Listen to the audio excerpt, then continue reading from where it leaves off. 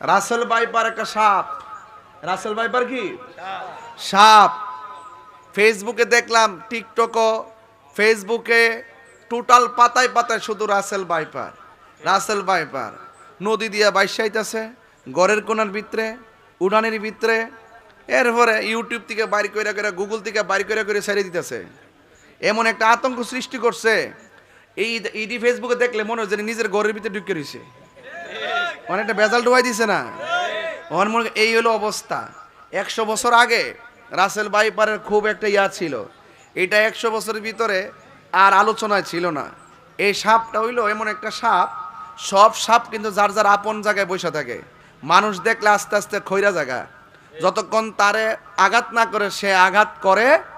আর Russell viper হলো এমন সাপ, এটা মানুষ দেখলে দুইটাই সে এমন এমন গতিতে ছবল মারে, একেবারে সাথে সাথে 20 সেকেন্ডের ভিতরেই মানে এটার একটা বিষক্রিয়া হয়, এটার এফেক্টটা ফুসফুসের মধ্যে পড়ে, সাথে সাথে কিডনির মধ্যে পড়ে, তাড়াতাড়ি আপনার হসপিটালে নিয়ে যেতে হবে।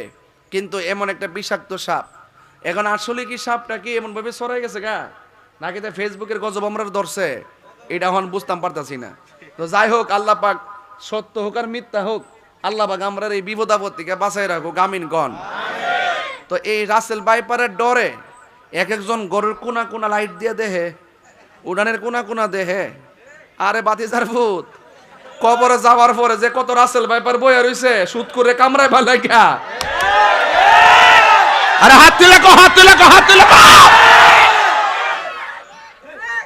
মুখটা খারাপ করিস না, কয়ে দিলাম। রাসেল ভাইপারের ডরে কষ্ট নিয়ে না বাজান, এটা উচিত কথা। এই হক কথা না কইলে আমার মুখ চুলকায়। রাসেল ভাইপারের ডরে, আরে বাপরে বাপ, বাপরে বাপ। আরে কবর যে কত রাসেল ভাইপার বইয়া রইছে।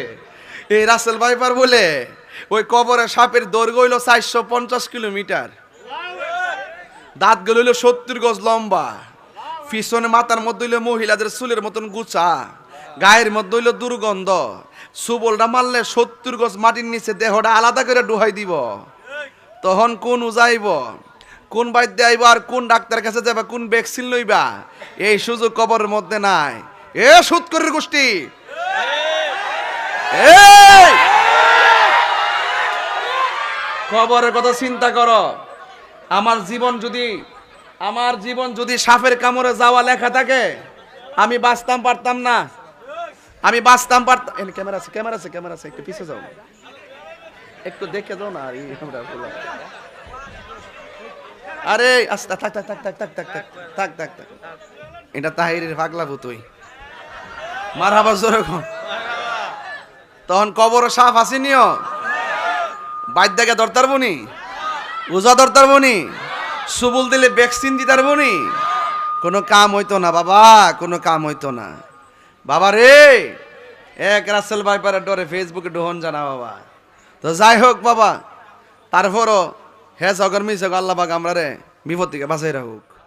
সব মরে গেছে। নবী এই নৌকার সাথে, কিস্তির সাথে আমাদের আহলে বায়তকে তুলনা করার মূল কারণ যে এমন একটা সময় আসবে, তুফান আসবে তোমাদের উপর। কি আসবে? তুফান আসবে। এই তুফান আসবে, এক এক সময় এক একটা তুফান আসে, আসে কি না বলেন? এক এক সময় এক একটা তুফান আসে। তুফানগুলো বিভিন্ন ধরনের নামে নামকরণ হয়। এই দুনিয়ার জমিনে কিছু তুফান আছে আইলা, এটা আসলে বাড়িঘর উড়ে গেছে। টর্নেডো বাড়িঘর উড়ে যায়, ঘূর্ণিঝড় বাড়িঘর উড়ে যায়। হ্যাঁ, এরপরে কি সিডর, বাড়িঘর উড়ে যায়। বাড়িঘর উড়ে গেলে বাড়িঘর বানানো সম্ভব, ঠিক না বেটি? কিন্তু আমার নবী যে আহলে বায়তকে বলছে নূহ নবীর কিস্তির মতন, এটার বাস্তব উদাহরণ হইল এমন একটা সময় আসবে, নদীর পানির ঢেউয়ের কথা রাসূল বলছে না, যে তোমাদের উপরে এমন তুফান আসবে, যেই তুফানের দ্বারা বাড়িঘর ধ্বংস হবে না, যেই তুফানের দ্বারা ঈমান ধ্বংস হয়ে যাবে। এই তুফানের দ্বারা কি ধ্বংস হয়ে যাবে? ঈমান ধ্বংস হয়ে যাবে। আজকে সমাজের ভিতরে করোনা আসছিল, সব স্থবির হয়ে গেছিল না, কেউ গড়তে বাইরিতে পারছে? অপেক্ষা করেন, এমন একটা মুসিবত আবার আইতে পারে।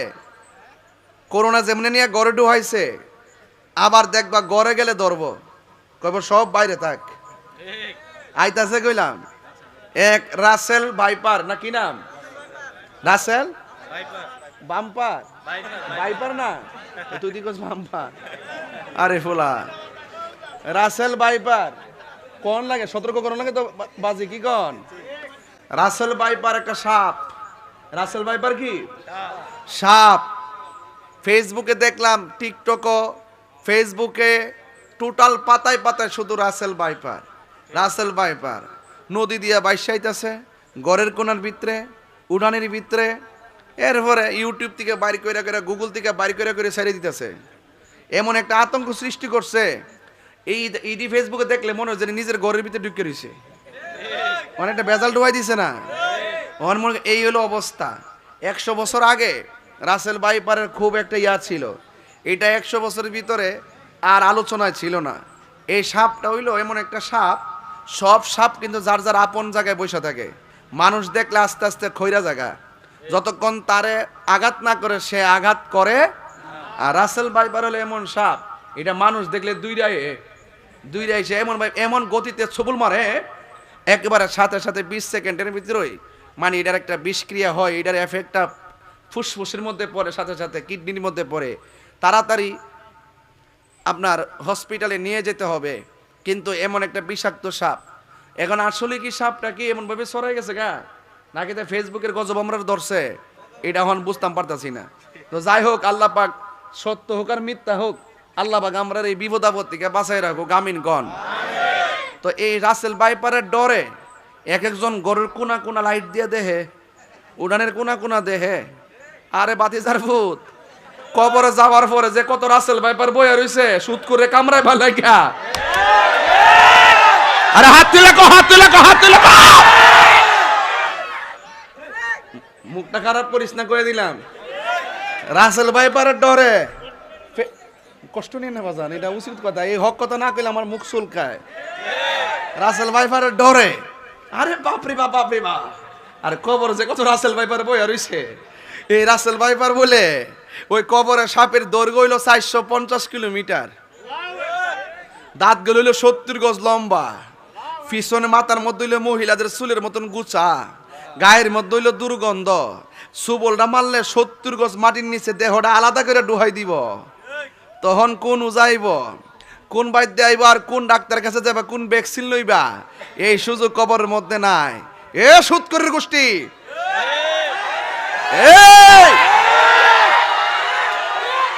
কবরের কথা চিন্তা করো। আমার জীবন যদি সাপের কামড়ে যাওয়া লেখা থাকে, আমি বাঁচতাম পারতাম না, আমি বাঁচতাম পারতাম। ক্যামেরা আছে, ক্যামেরা আছে, ক্যামেরা আছে, একটু পিছিয়ে যাও, একটু দেখে দাও না। আরে আস্তে থাক থাক থাক থাক থাক থাক থাক থাক থাক থাক, এটা তাহিরের পাগলা ভূতই মারহাবা জোরে কোন। তখন কবর সাপ আসেনিও, বাইদ্যাকে দরতার বনি, উজা দরতার বনি, সুবুল দিলে ভ্যাকসিন দিতার বনি, কোনো কাম হইতো না বাবা, কোনো কাম হইতো না বাবা রে। এক রাসেল ভাইপারের ডরে ফেসবুকে ডোহন জানা বাবা। তো যাই হোক বাবা, তারপরও হে জগর মিস আল্লাহ পাক আমরা রে বিপদ থেকে বাঁচাই রাখুক, আমিন কোন। আর সিলেটের মানুষের অবস্থা বেশি ভালো না, আপনারা সবাই দোয়া করবেন, বানবাসী মানুষরা খুব কষ্টে আছে। তা আমি একটু কথা বলতেছি এই জন্য যে আমি এই যতগুলা কথা বলছি, এটা যদি আমি সুর দিয়া কইতাম 1 ঘন্টা লাগলো। আমি তো দৈনিক আই নাই হেন, এর লেগে অনেক কথা কইতাছি, আগে মুখ দিয়া কই লিতেছি, কোয়ার কারণে একটা মেসেজ পাইতেছেন, ঠিক না? আমি সময়রে ফাঁকি দিতেছি না। তো ভাইয়ের আমার, তো রসুল বলছেন আমার আহলে বায়াত হলো কেউ সুদ করে কইছি দেখে খারাপ লাগছে নাকি আপনারা? এটা আমি বাংলা ওয়াশ করুম ওয়াজের শেষ দিক দিয়া, এরপরে যেটা আছে গান যেটা মানে সব ঘুরে লেতাম না কেমন করেছে। আস্তে আস্তে আস্তে আস্তে, ইতা অতলা ফটফট করেন না। ইতা আমরা এলাকা হয়েছে একটা রাস্তা হয়েছে, মনটা কখন এখান থেকে একটা বাড়ি করে লেতাম মন চাইতেছে। যাই হোক, আল্লাহু আকবার জোরে গান। যাক ভাইরা আমার, কষ্ট নিয়েন না, মাঝে মাঝে একটু লাড়াদন লাগে। আল্লাহ যে মাঝে মাঝে তুফান দে কিরে দে আমরা পরীক্ষা করবার লাগে, বান্দা যখন দুনিয়ার জমিনে জাকাত দেওয়া বন্ধ করে দেয়, আল্লাহ তখন আসমান থেকে বৃষ্টি নাজিল বন্ধ করে দেয়। বান্দা যখন দুনিয়াতে অশ্লীল কাজ ওপেন হয়ে যায়, আল্লাহ পাক তখন সমাজের ভিতরে মহামারী দেখা দেয়। কথা কন ঠিক না বেটি? তাইলে আমরা অশ্লীল কাজও করতাম না, জাকাত দেওয়া বন্ধ করতাম না। কথা কন ঠিক না বেটি?